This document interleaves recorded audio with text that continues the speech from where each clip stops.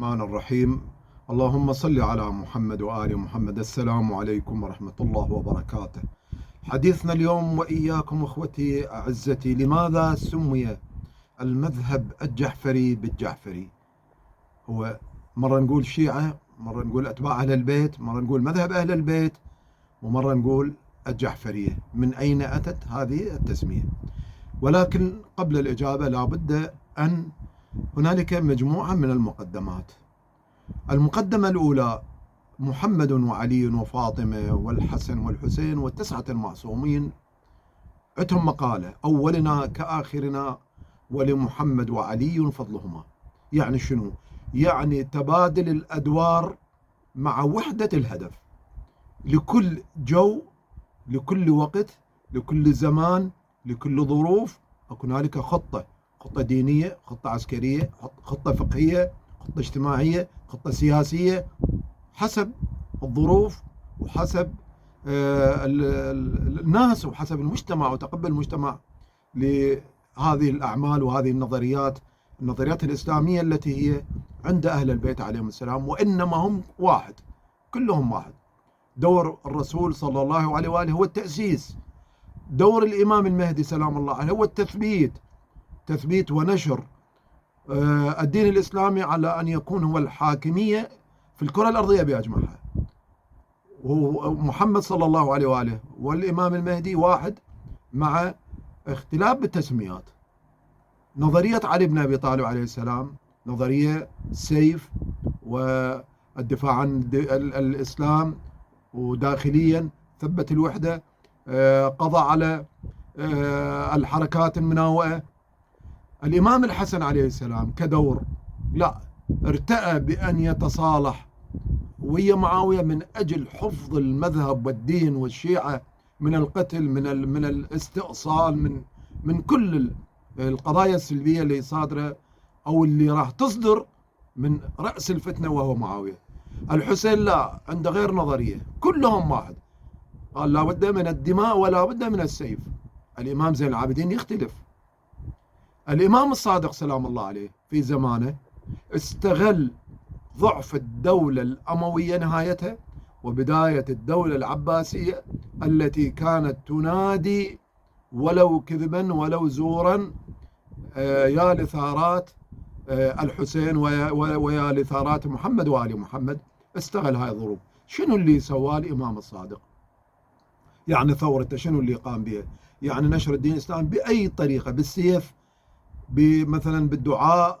بالصحيفة السجادية؟ لا، استغل الكلية والجامعة التي أسسها والده الإمام الباقر عليه السلام ونشرها على الآفاق وفي جميع المدن والجوامع والمساجد وفي كل مكان. ودائما يسمع ونرى ونعرف بأن هنالك محدثين، رواة، مؤرخين، كلهم يقولون حدثنا جعفر بن محمد الصادق عليه السلام. شلون استغل هذا الضعف ونشر علوم أهل البيت؟ هاي وحدة. النقطة الثانية: في زمن الإمام الصادق عليه السلام يعني كان السيف ما ينفع، والرئاسة ما تنفع، وقالوا له تعال، قال لهم لا، أنا عندي غير هذا، غير الخطة. ليش؟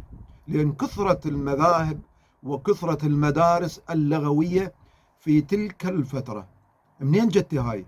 جتي أسسوها بني أمية سووا، شجعوا ذولا ماكو أنفسهم مريضة، مثل احنا حافظ له حكايتين ثلاثة وكبيم. لا والله، لمن ماتوا كثير من أصحاب المذاهب، لمن مات سووا له مذهب أو سووا له طريقة أو مثل ما تقول رتبوا له الأمور وخلوه هو صاحب مذهب وصاحبه وجوز بحياته هو عنده حكايتين ثلاثة، ولكن هو لا ينوي أن يكون صاحب مذهب، ولكن ما بعده أسسوا. ليش؟ للند من مذهب أهل البيت عليهم السلام.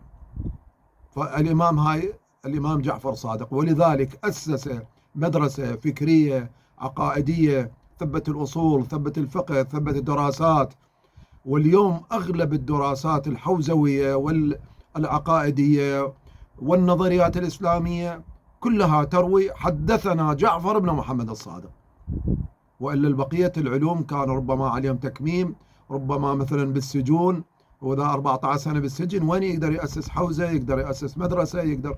ومع ذلك خرج الكثير، ولكن يختلف عن الظرف، عن ظروف وعن ظرف الإمام جعفر بن محمد الصادق، ولذلك طغت هذه الصفة على المذهب الاثني عشري. هنا الدور عندنا سؤال: هل أن المذهب الجعفري أو مذهب الشيعة أو خط أهل البيت تأسسوا في زمن جعفر الصادق؟ الإمام جعفر الصادق طوره وثبته ونشر العلوم، ولكن لم يؤسسه الإمام جعفر الصادق. زين، هنا سؤال: من هو اللي يأسس؟ اللي أسسه هو الله سبحانه وتعالى. شوي لا تستعجل عليه. شلون الله سبحانه وتعالى أسس هذا الدين؟ نعم أسس الدين، وهو صاحب النظرية التي أنزلها الله سبحانه وتعالى على الرسول محمد صلى الله عليه وآله، ولكن ليش اختص؟ شوف: ولا يمسه إلا المطهرون، اسألوا أهل الذكر إن كنتم لا تعلمون. الكثير ولا يستوي الذين يعلمون والذين لا يعلمون. الكثير من الآيات القرآنية التي تحث على اتباع أهل البيت عليه السلام، وهم أصحاب النظرية السمحاء والنظرية الصحيحة. الكثير من الآيات القرآنية.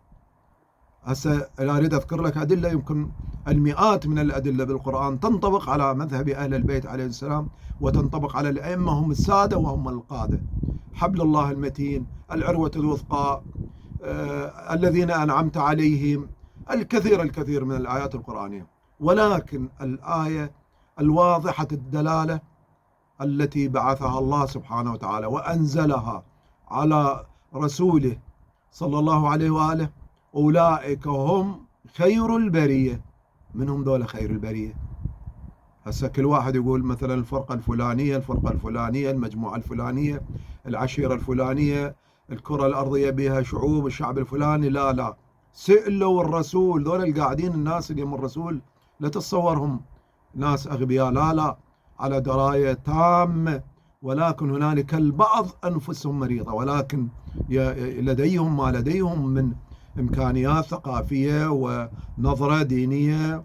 ولذلك البعض منهم سأل الرسول صلى الله عليه وآله: يا رسول الله، من هم خير البرية؟ فأجاب الرسول، وهاي ثابتة ينقلها الخاصة والعامة، الشيعة والسنة ينقلون، قال: هم علي وشيعته، هم خير البرية. واضح الدلالة؟ إذن أول من أسس هذا الدين وهذا المذهب، وربما هنالك مقالة يقولون أهل البيت وأتباع أهل البيت هم الدين الحقيقي، يعني مو مذهب. بقية مذاهب، المذاهب من ذهب يمينا وشمالا، أما أهل البيت هم يمثلون الحلقة الرئيسية ما بين السماء والأرض، ولكن مجاراة لما موجود عند الناس بأنهم مذهب ونقول هم مذهب. فأول من أسسه الله سبحانه وتعالى. من الذي أمر به؟